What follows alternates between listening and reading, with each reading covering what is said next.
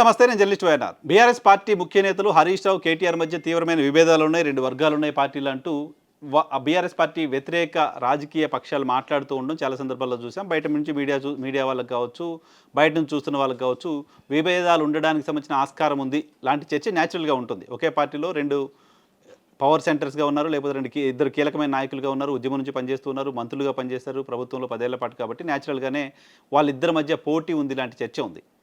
So వాళ్ళిద్దరి మధ్య విభేదాలు ఉన్నాయి ఇలాంటి చర్చ కూడా ఉంది రాజకీయంగా.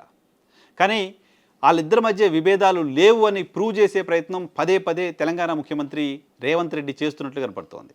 రేవంత్ రెడ్డి చేస్తున్న యాక్షన్ కారణంగా మేము విడిపోయి లేము, మేము బలంగా ఉన్నాం, మేము కలిసే ఉన్నామని పదే పదే ప్రూవ్ చేస్తూ వస్తున్నారు ఈ ఇద్దరు నేతలు.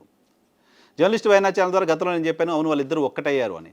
గతంలో హరీష్ రావు మాట్లాడారు, చాలా సందర్భాల్లో మాట్లాడారు, ఇటీవల కూడా మాట్లాడారు. పార్టీ అధినేత కేసీఆర్ ఆదేశిస్తే కేటీఆర్ నాయకత్వంలో పనిచేయడానికి తాను సిద్ధంగా ఉన్నానంటూ ఓపెన్ స్టేట్మెంట్ ఇచ్చారు ఆయన.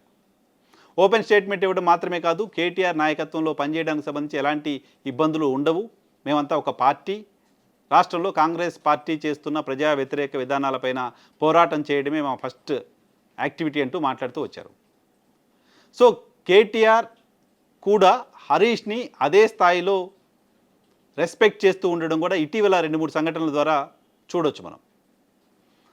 కేటీఆర్ హరీష్ మధ్య విభేదాలు ఉన్నాయంటూ వార్తలు వచ్చిన తర్వాత, వరంగల్ సభ తర్వాత అటువంటి వార్తల్ని విస్తృతంగా కాంగ్రెస్ పార్టీ క్యాంపెయిన్ చేస్తూ వచ్చింది. వరంగల్ సభ తర్వాత కేటీఆర్ నేరుగా హరీష్ రావు ఇంటికి వెళ్ళారు, హరీష్ రావుతో సుదీర్ఘంగా సమావేశమయ్యారు. ఆ తర్వాత ఉద్యోగులకు సంబంధించిన అంశం పైన సమావేశం ఏర్పాటు చేశారు. ఆ సమావేశాన్ని పార్టీ కార్యాలయంలోనూ కేటీఆర్ నివాసంలోనూ కాకుండా హరీష్ రావు నివాసంలోనే ఆ సమావేశాన్ని ఏర్పాటు చేశారు. అక్కడి నుంచి ఒక కార్యాచరణ ప్రకటించారు. ఆ తర్వాత అనేక సందర్భాల్లో పార్టీకి సంబంధించిన అనేక కార్యక్రమాల్లో ఇద్దరు కలిసి పార్టిసిపేట్ చేస్తున్నారు. ఈరోజు ఫార్ములా 1 రేసు అంశానికి సంబంధించి ఏసీబీ మరోసారి కేటీఆర్కు నోటీసులు ఇచ్చి పిలిచిన నేపథ్యంలో ఏసీబీ కార్యాలయానికి కేటీఆర్ వెళ్ళారు.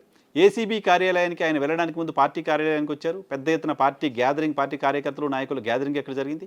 ఈ సందర్భంగా హరీష్ అక్కడ కేటీఆర్తో పాటే ఉన్నారు. అక్కడ కేటీఆర్ మీడియాతో మాట్లాడుతున్నప్పుడు ఉన్నారు. ఆ తర్వాత ఏసీబీ కార్యాలయం వరకు వెళ్ళారు. సో కంటిన్యూస్గా ఏసీబీ ఆయన విచారించి మళ్ళీ ఆయన బీఆర్ఎస్ భవన్కు వచ్చే వరకు, తెలంగాణ భవన్కు వచ్చే వరకు కూడా హరీష్ రావు అక్కడే ఉన్నారు. హరీష్ రావు అక్కడ ఉండడం మాత్రమే కాదు, ఒక ఇంట్రెస్టింగ్ కామెంట్ ఆయన చేశారు. ఆ కామెంట్ గురించి చెప్పడం కోసమే ఈ వీడియో చేస్తున్నాను. కేటీఆర్ అంటే ఒక వ్యక్తి కాదు, కేటీఆర్ ఒక శక్తి. ఈ మాట బీఆర్ఎస్ పార్టీకి సంబంధించిన నాయకులు, కార్యకర్తలు మాట్లాడిన మాట కాదు, బీఆర్ఎస్ పార్టీకి సంబంధించిన ముఖ్య నేత హరీష్ రావు మాట్లాడిన మాట. చాలా బలంగా కేటీఆర్ని ఒక శక్తిగా చెప్తూ వచ్చారు ఆయన కార్యకర్తలందరి సమక్షంలో. కేటీఆర్ పైన చెయ్యేస్తే బీఆర్ఎస్ పార్టీ కార్యకర్తలు చూస్తూ ఊరుకోరుంటూ ఒక హెచ్చరికని ప్రభుత్వానికి జారీ చేశారు. సో కేటీఆర్ ఒక శక్తి అలాంటి మాట హరీష్ రావు నోటి నుంచి రావడం అనేది ఖచ్చితంగా రాజకీయంగా ఆసక్తిని కలిగించే అంశంగా చూడాలి. ఆ వీడియోని కూడా పక్కన ప్లే చేస్తున్నాను. నువ్వు ఎన్ని కేసులు పెట్టినా కేటీఆర్ గారు ఒక వ్యక్తి కాదు, ఆయన ఒక శక్తి అని లక్షలాది మంది బీఆర్ఎస్ కార్యకర్తలు, బీఆర్ఎస్ కేటీఆర్ ముట్టుకుంటే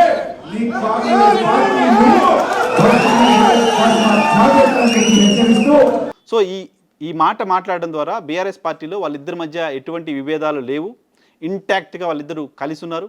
వాళ్ళిద్దరూ బీఆర్ఎస్ పార్టీ అభివృద్ధి కోసం, కాంగ్రెస్ పార్టీ పైన పోరాటం చేయడం కోసం అదే స్పిరిట్తో కలిసి పనిచేస్తున్నారు. వాళ్ళిద్దరి మధ్య విభేదాలు ఉన్నాయి అని ఎవరైనా మాట్లాడడానికి కూడా అవకాశం లేకుండా, వాళ్ళిద్దరినీ మీరంటే ఆయనకు పడదా, ఆయనంటే మీరు పడదా అని ఎవరు మీడియా కూడా ప్రశ్నించే అవకాశం కూడా లేకుండా మేము ఒకరినొకరు అంత రెస్పెక్ట్ చేసుకుంటున్నాం, ఒకరి పట్ల ఒకరికి అంత గౌరవం ఉంది అనే విషయాన్ని ఓపెన్గానే చెప్పుకునే ప్రయత్నం చేస్తున్నారు.